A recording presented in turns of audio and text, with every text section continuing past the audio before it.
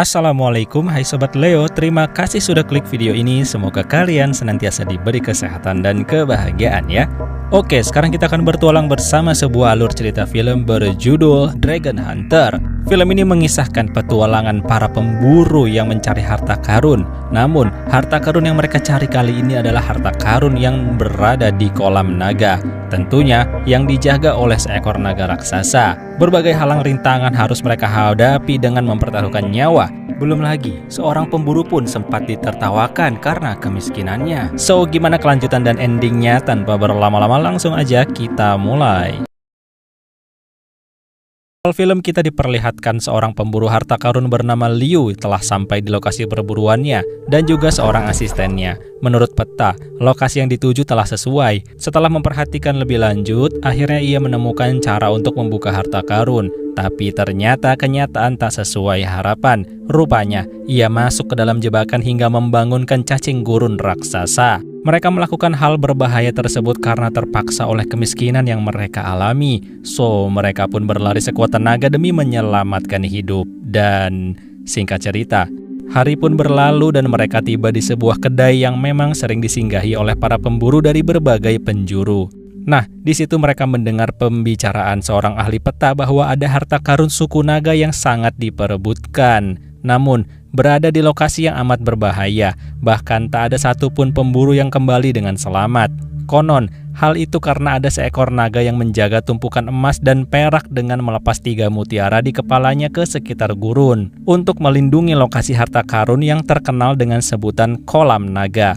Lebih lanjut ia mengatakan, hanya pusaka bola kipu arwah yang mampu menunjukkan lokasi di mana kolam naga berada. Saat itu, tiba-tiba seorang pemburu berambut gimbal yang dijuluki kucing gurun menjadi emosi karena tak percaya alias merasa dipermainkan. Ia pun segera menyerang si ahli peta. Namun tanpa disangka, sebuah koin mampu menghentikan lompatannya. Tanpa takut, Liu pun langsung mengakui bahwa dirinya lah yang melempar koin tersebut hingga terjadilah perdebatan. Di sana si kucing gurun memaki Liu yang dikenal sebagai pemulung gurun yang miskin hingga semua orang menertawainya. Tanpa waktu lama, mereka pun bertarung.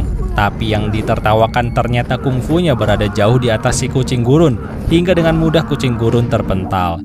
Kesal dengan kekalahannya, ia pun menyumpahi Liu akan terkena sial selama hidupnya. Tapi dalam sekejap, justru dirinya lah yang terkena sial karena pintu di belakangnya roboh akibat didobrak oleh gerombolan pendatang yang dipimpin oleh seorang wanita berbaju putih bernama Hexi. Melihat hal itu, para pemburu di dalam kedai langsung menyerang para pendatang asing yang tak mereka kenal. Tapi rupanya hanya dengan seorang pengawal saja mampu menghadang tiap pemburu yang datang menyerang. Satu persatu diladeni dengan mudah. Ilmu bela diri para pemburu seolah tak selevel dengan pengawal. Tapi semua berubah ketika Liu turun tangan. Hingga sang pengawal menyadari kekuatan besar dari Liu. Tak lama kemudian, Hexi mengeluarkan sebuah bola berkilauan yang langsung disadari oleh si ahli peta sebagai bola kipu arwah yang akan menunjukkan lokasi harta karun suku naga alias kolam naga. Semua pemburu terdiam saat itu dan akhirnya mau mendengarkan tawaran dari para pendatang yang menawarkan sepeti koin emas bagi siapa saja yang bersedia ikut dalam perjalanan demi mendapatkan harta karun naga. Karena tentunya para pemburu di dalam kedai lebih mengenal daerah gurun daripada para pendatang tersebut.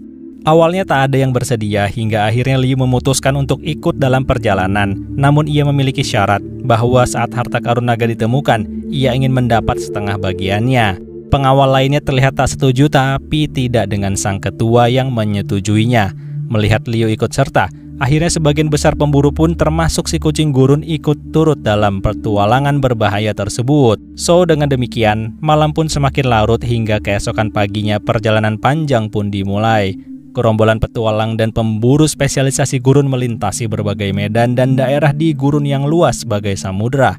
Setelah perjalanan panjang, akhirnya mereka pun beristirahat dan bermalam di lokasi tersebut. Nah, saat sedang berbincang santai, tiba-tiba bola kipu arwah yang dipegang Hexi bereaksi terhadap salah satu mutiara naga yang berwarna biru yang tiba-tiba muncul dari dalam oasis.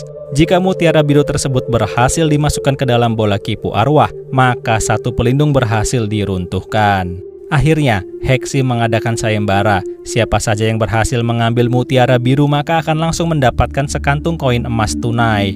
Saat yang lain masih waspada, 2 orang pemburu dengan pede maju menuju mutiara. Ternyata dengan mudah ia mendapatkannya. Tapi dengan mudah juga ia hilang ditarik oleh sosok monster pohon yang langsung menyerang para pemburu lainnya. Mutiara pun terjatuh dan Heksi tak menyia-nyiakan kesempatan untuk mengambilnya. Tapi saat itu datanglah Raja Monster Pohon Raksasa.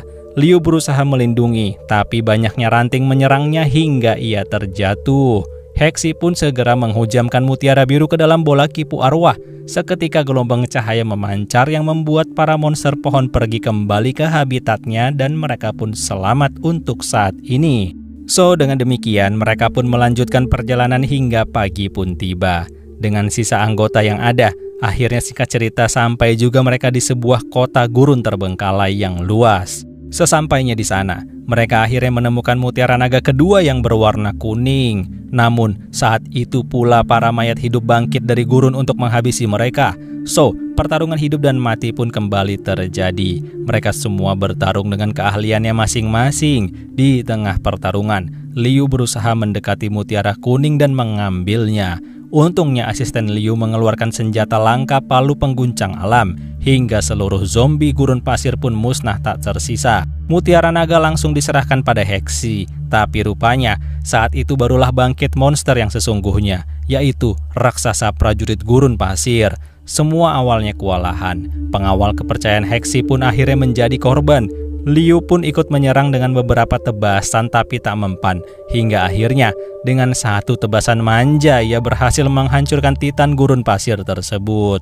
Tapi masalah belum selesai. Liu menyuruh yang lainnya untuk melanjutkan perjalanan sesuai petunjuk bola kipu arwah. Sedangkan dirinya menghalangi musuh terkuat di gurun pasir, alias penjaga gurun pasir yang mengendalikan titan gurun tersebut.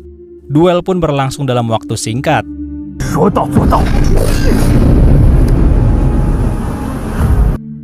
Sementara itu, singkat cerita, rombongan telah sampai ke reruntuhan kuno di mana naga penguasa emas gurun pasir berada.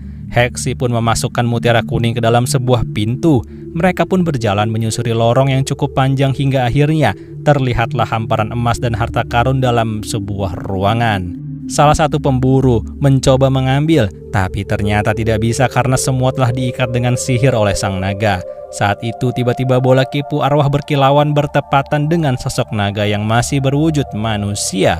Para pemburu juga melihat adanya mutiara terakhir yang tersimpan di ruangan tersebut.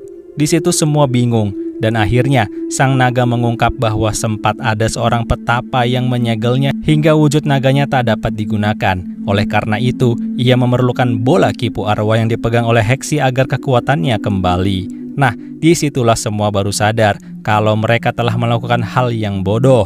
Tanpa waktu lama, bola kipu arwah langsung diserap kekuatannya oleh sang naga hingga wujud manusianya pun hilang dan datanglah wujud asli dari naga raksasa yang langsung menyerang semua yang ada di sana.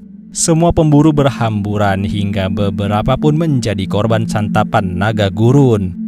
Saat Heksi terpojok dan hampir disantap, tiba-tiba datanglah Liu dengan kekuatan barunya dan film pun memberi penjelasan bahwa saat bertarung, Liu sebenarnya kalah.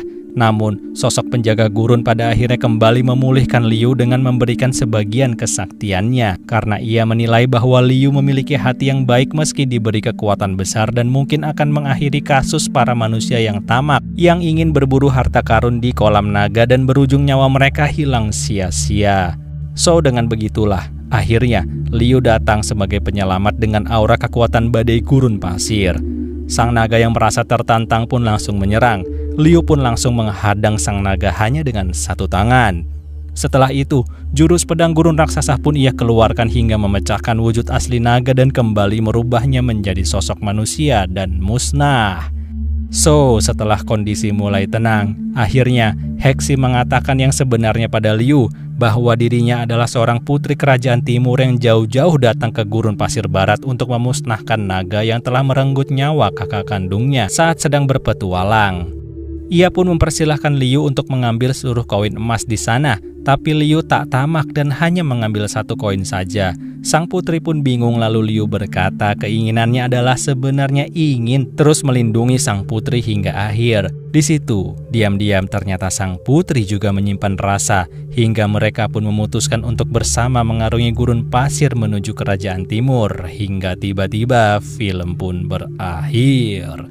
So, gimana menurut kalian? Terima kasih ya sudah menonton dan semoga bisa dinikmati.